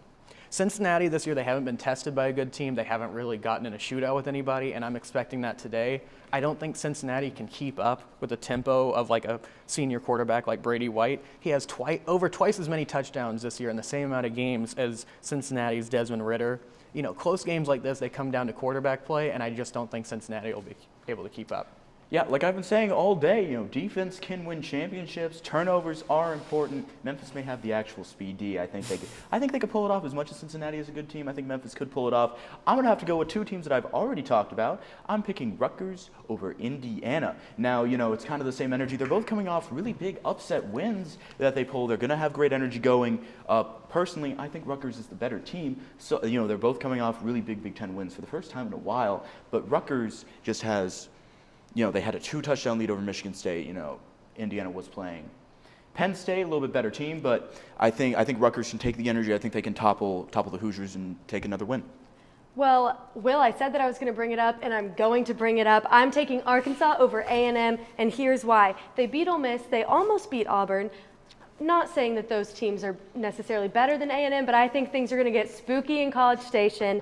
I think that Arkansas could really upset this team, and I have a few fun facts for you on Oh, why. what are the fun facts? Ooh. It's been 49 years since A&M beat Arkansas in the month of October. Also, they're 5-2 when playing them on Halloween, so I'm going to give the Hogs some love. I'm taking Arkansas over A&M today.